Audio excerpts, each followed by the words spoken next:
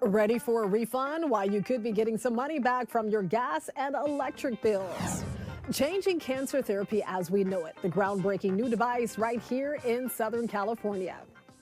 Hello, everyone. You're watching The Rundown. I'm Robin Winston. SoCal Edison and SoCal gas customers, you could be getting a partial refund on your electric and gas bills. This month, Edison customers will see an $86 credit on their bill, while SoCal gas customers will see a $73 refund on their bill. The refunds are part of the climate credit and are considered the largest in the 10 years of the climate program.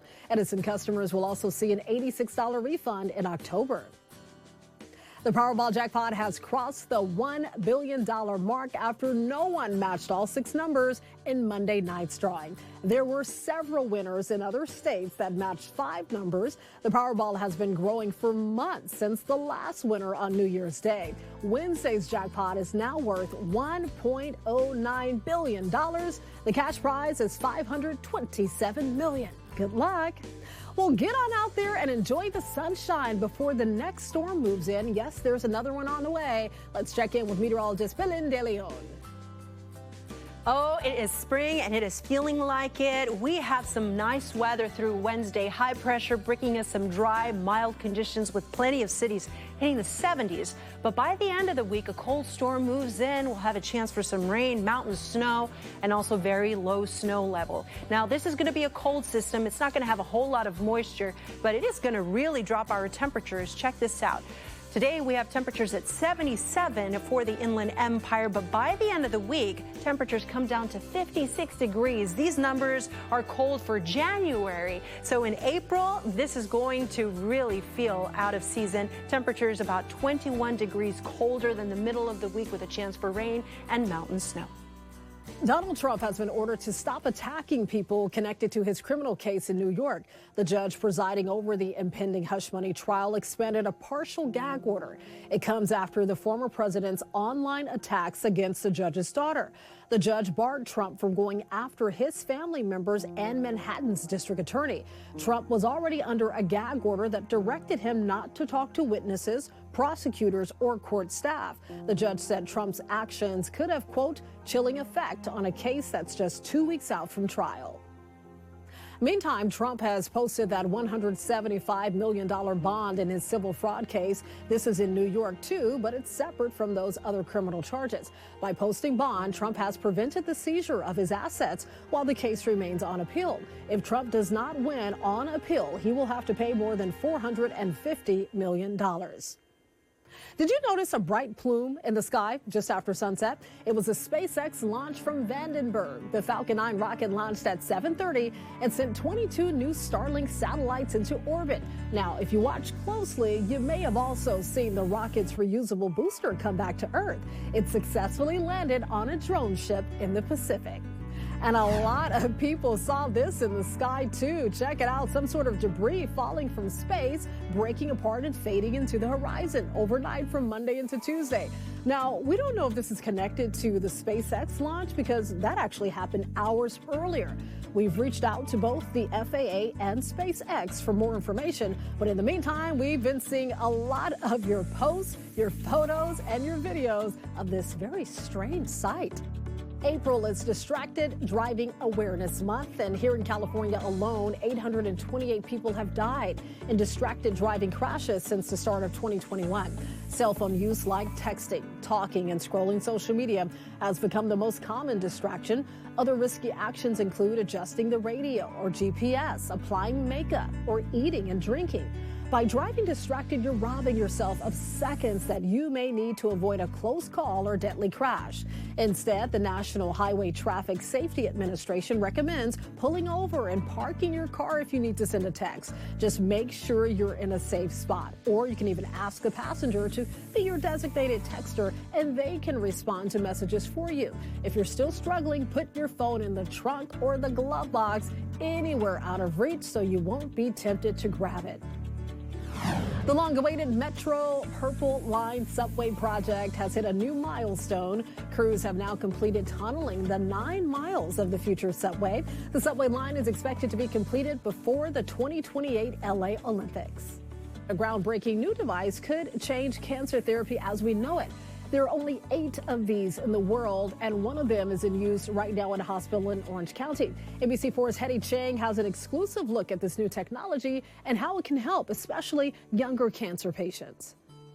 I was an active bicyclist, road rider. When he turned 50, Michael Ferris was at the prime of his life, or so he thought. I'd ride at least 100 miles a week, 3 or 4 days a week. After celebrating his birthday in Mammoth with his partner Stephanie, the Ladera Ranch father of 3 scheduled a routine exam. Time to schedule my 50-year-old colonoscopy. The result was not anything Ferris could have imagined. During the procedure, they found what they suspected was a tumor, a cancerous tumor, and then subsequent CT scan found out that it had metastasized fairly aggressively to the liver. This is Michael's liver.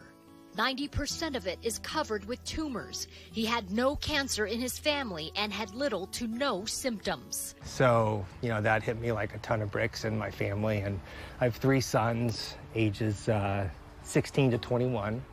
So, I know it was a lot to go through. In the last few years, we're seeing metastatic cancer in younger patients, and even in their 30s, early 40s. And the screening does not start till age 45. Dr. Ahmad Abbas is one of Ferris's specialists at Providence Mission Hospital in Mission Viejo. In his case, he had multiple areas of the liver that really made surgery not feasible. Chemotherapy did help to prevent any new tumors from forming, but it was just several weeks ago that Ferris was treated with this, a Histosonics Edison system, a new device that essentially blasts tumor cells. Because doctors could not operate, they thought Ferris could be a good candidate for the new technology. They basically get pulverized. It's basically a mechanical force that's disrupting all the cells. And think about all the cells just liquefying or exploding. You could think about it similar to maybe lithotripsy on a kidney stone or something like that. The machine at Leonard Cancer Institute at Mission Hospital is only one of 8 in the entire world. Ferris is one of the first patients to receive the treatment on one of his tumors. Doctors hope to see that tumor shrink. They're also hoping the technology helps to treat his many other tumors. And the body can learn how to kill the tumor, and that can cause tumor regression or shrinking of tumors outside of the liver or tumors that are not even treated. This is kind of the holy grail of cancer therapy. Ferris knows his cancer therapy is part of a long journey. He is urging everyone to get screened for colon cancer early. My hope for myself is, just live as long as I can and enjoy my sons, Eventually it'll probably catch up to me, but in the meantime, I feel good and just want to, days are long, time is short, I want to just enjoy every day. In Mission Viejo, Hetty Chang, NBC4 News. 2 more local students are headed off to college with a big scholarship, $50,000. High school senior Calcudan Samuel was surprised Monday at her school, Knight High School in Palmdale. And check out her mom's reaction. She's seated at that table on the left. $50,000. Yay! Wow, oh, wow, what a pleasant surprise. We love her mom's reaction. The $50,000 scholarship is from Edison International. It's for STEM students, science, technology, engineering, and math. Calcudan plans to study mechanical engineering. And Andy Yu also got surprised with a scholarship Monday. He's a senior at Los Osos High School in Rancho Cucamonga. He plans to study computer engineering. So congratulations to the both of them. They have a bright future ahead. We've been talking a lot about the total solar eclipse, and it's happening next week on Monday, and Krispy Kreme has some treats to celebrate the event. Check these out. Take a look. They're the total solar eclipse donuts. It's an original donut dipped in black chocolate icing. It has silver sprinkles. It's topped with an Oreo buttercream, and it has an Oreo cookie right there in the center. My goodness, that looks delicious.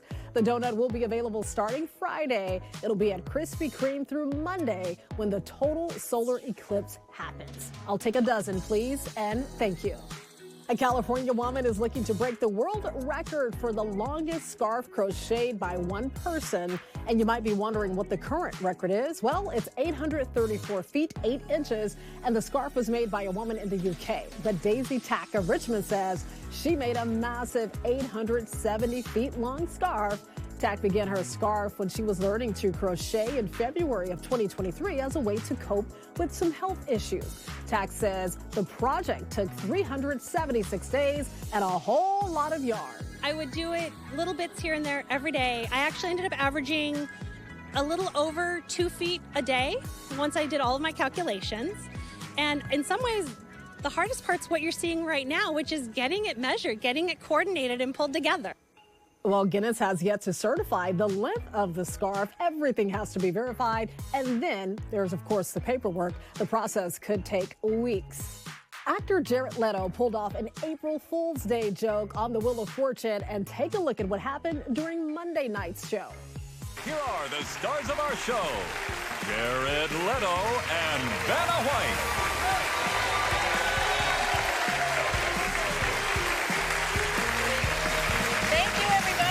Thank you. Thank you, and have a great show.